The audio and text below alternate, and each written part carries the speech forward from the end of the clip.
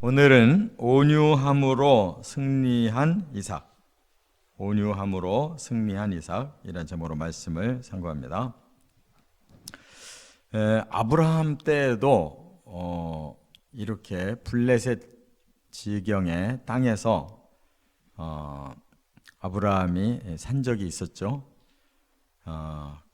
그 땅의 이름을 그랄이라고 지금 표현하고 있는데, 이삭도 바로 기근을 피하려고 이제 이 블레셋 땅 그랄에 살고 있을 때 아브라함 때와 똑같은 경험을 하게 됐다는 겁니다. 그것은 이제 그 지역은 비가 별로 안 오고 이렇게 척박한 곳이어서 우물을 파서 이제 풀이 자라야 되고 또 짐승들이 먹어야 이 목축이 가능한 지역이기 때문에 우물이 대단히 중요한데, 아브라함 때도 우물을 파니까 그들이 그걸 뺏으려고 그렇게 하고, 지금 이삭 때도 마찬가지로 계속 우물을 파서 나오면 뺏고 나오면 뺏고 하는 것을 지금 반복하고 있는 거예요.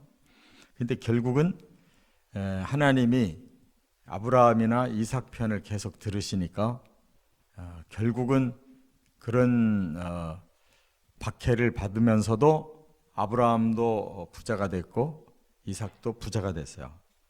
그랬더니 나중에 그 아비멜렉 왕이 와서 동일하게 아브라함이나 이삭에게 너는 분명히 하나님이 함께하는 사람이다. 그러므로 이제 앞으로는 평화조약 맺고 서로가 잘 살자, 이런 먼저 아비멜렉이 와서 이렇게 조약을 맺자고 하는 이러한 결과가 아브라함 때에도 이삭 때도 똑같이 결과가 왔어요. 그런데 이제 이삭에게는 특성이 사람이 온유한 사람이에요. 싸움을 하지 않고 계속 피하는. 그래서 아브라함과 이삭과 야곱이 성격이 다 달라요. 아브라함은 확실히 대범한 사람이에요.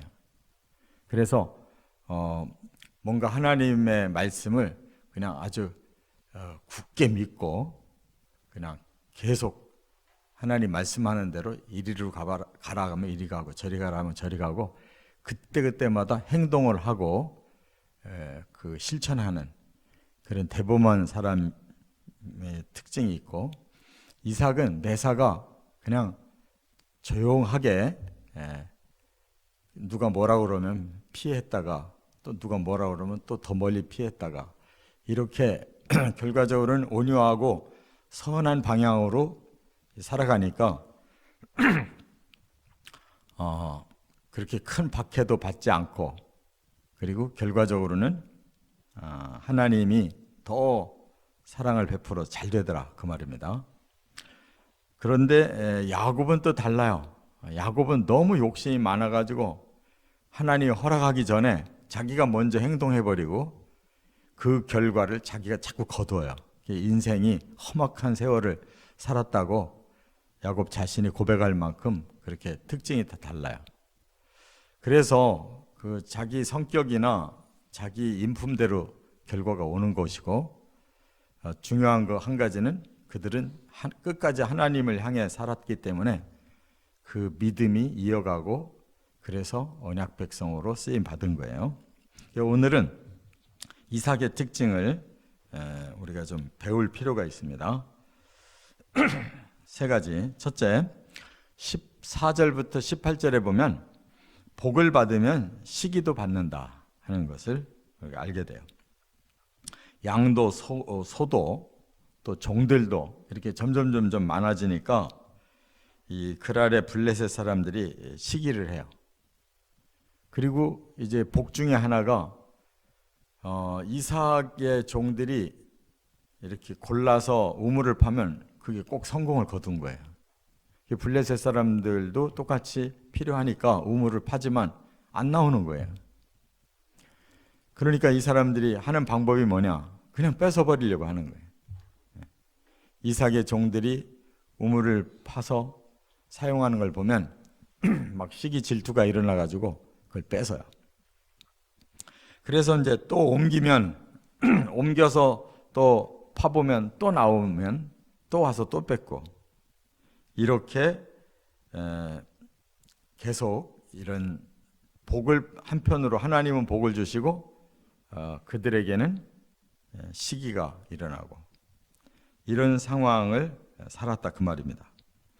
여기에서 우리 그리스도인들이 살아가는 태도가 이제 나오는데, 확실히 신자들은 하나님을 믿고 바르게 살으니까 점점 잘 돼요.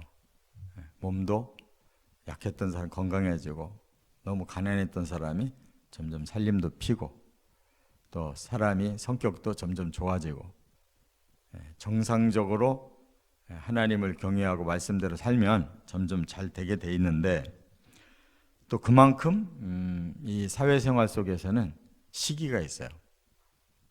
잘 되는 것도 사람과의 관계 속에서는 우리 문제가 될 때가 있다 그 말입니다. 그래서 예수 믿는 사람들이 의외로 본의 아니게 이렇게 사회생활을 할 때 피해를 입어요.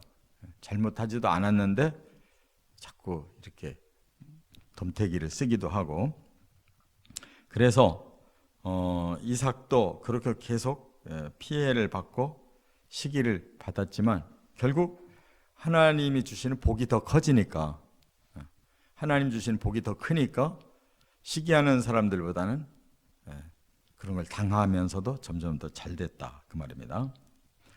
그런데 이 시기가 영적인 시기가 있고 또 인간적인 시기가 있어요. 그러니까 사탄도 계속 믿는 자들을 이렇게 방해하려고 하는 시기가 있어요. 그리고 이제 사람의 심성도, 죄성이 자꾸 잘 되는 사람을 이렇게 싫어하고 미워하는 이런 시기가 있어요.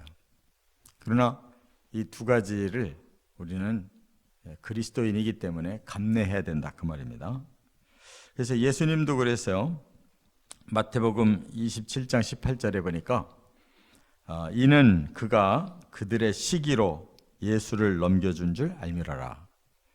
예수님이 대제사장, 또 바리새인, 또 서기관, 그리고 사두개인들한테 모두가 합세해서 예수님을 빌라도에게 넘깁니다. 왜 그랬느냐? 시기가 일어나서 그렇다는 거예요. 그러니까 예수님이 잘못한 게 하나도 없는데도 그 모든 것을 다 거꾸로 엮으면 이렇게 사형을 당하는 죄수가 되는 걸 볼 수가 있어요.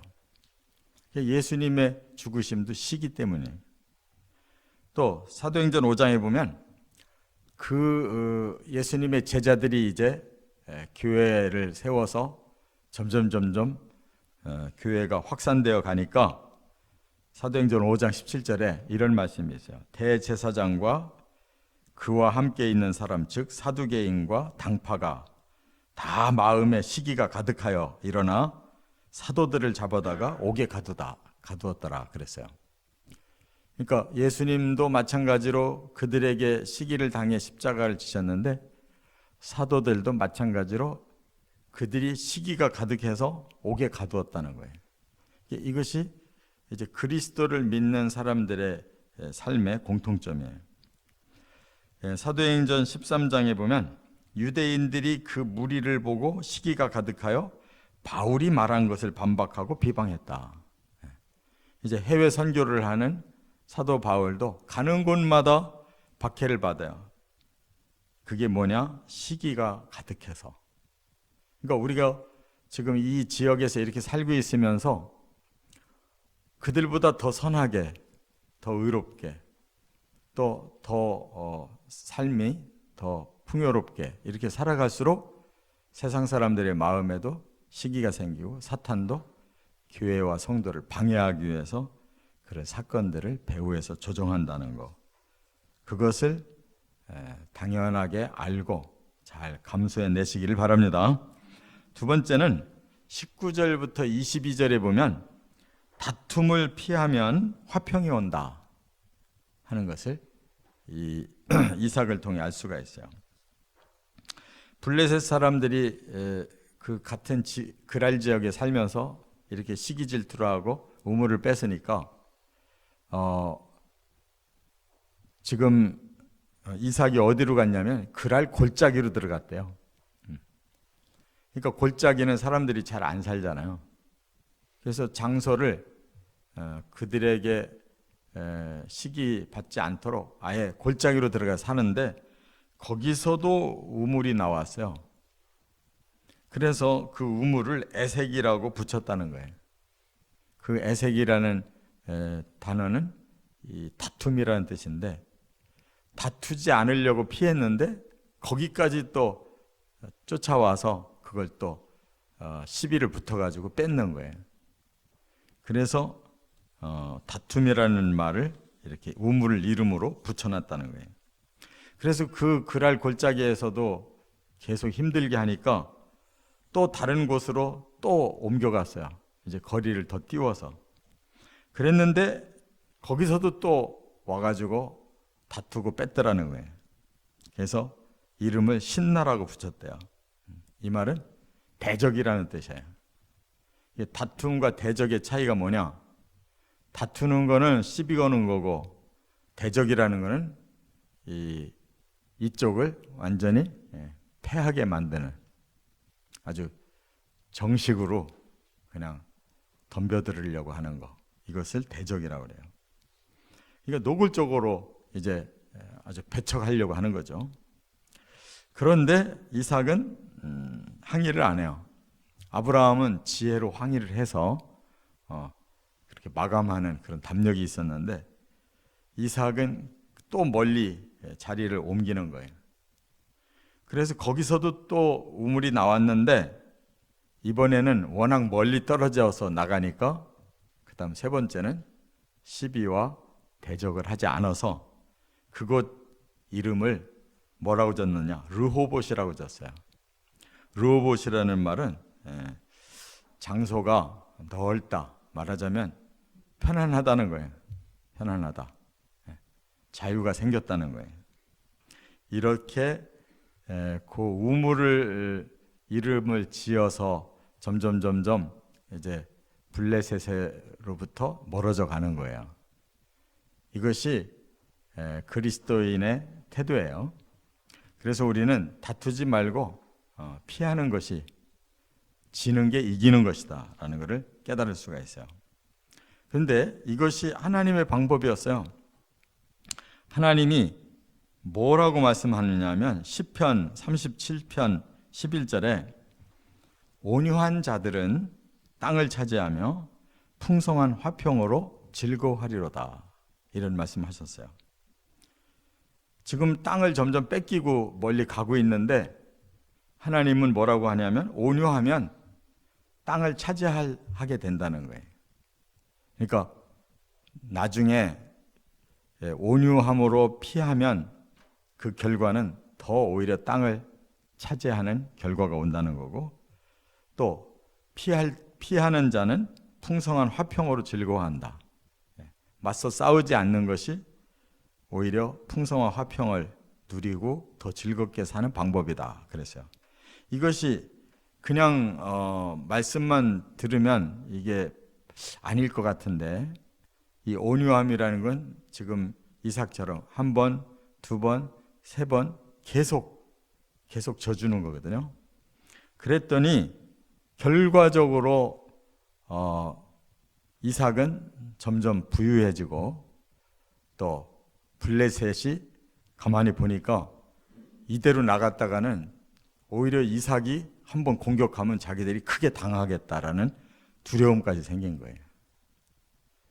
이처럼 예수님도 똑같은 말씀하셨어요. 마태복음 5장 5절에 온유한 자는 기업을 얻는다.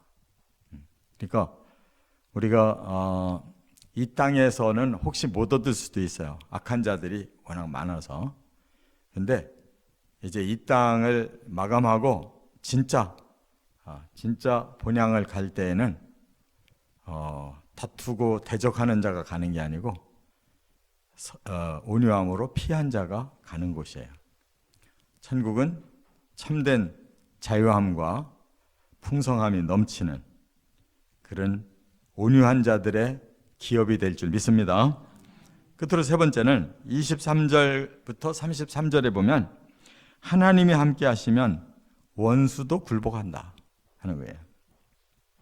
이렇게 피해서 어디까지 갔냐면 브엘세바까지 갔어요. 블레셋 지경 그 아래 살다가 점점 피해서 어디까지 갔느냐? 브엘세바까지 갔어요. 근데 이 브엘세바가 뭐예요? 바로 아브라함이 그곳에 살았었거든요. 그런데 결국 하나님은 이런 어려운 사건을 통해서 이삭을 어디로 옮겨가냐면 가나안 땅으로 옮겨가는 거예요. 우리도 뭔가 주변의 삶에 어려움이 있어서 왜 이렇게 예수 믿기가 힘드냐 그럴지라도 그것을 나중에 보면 하나님이 뭔가 뜻이 계셨구나, 나를 오히려 더 안전지대로 옮기셨구나 라는 것을 알 수가 있어요. 기근을 피해서 블레셋 지경에 살다가 거기서 자꾸 핍박이 오니까 점점 내륙으로 더 들어온 것이 결국 가나안 땅, 하나님이 여기가 가나안 땅이다라고 인정해준 브엘세바까지 왔단 말이에요. 다시 돌아왔어요.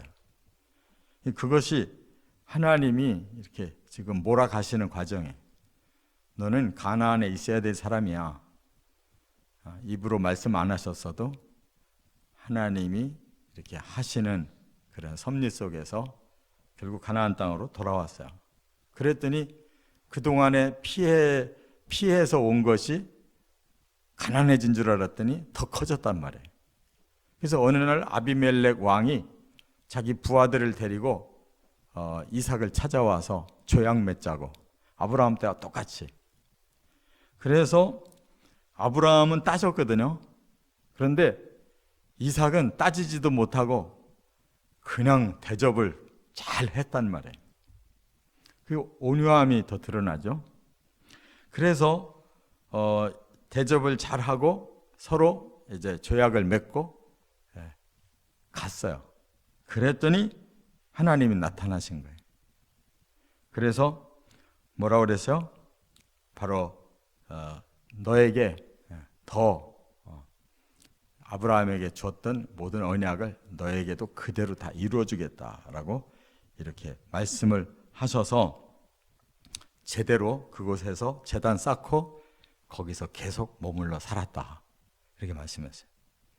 그러니까 우리는 잘 모르고 움직여 가는 것 같아도 하나님이 배후에서 함께 주시면서 움직여가는 삶은 결국 손해가 아니다.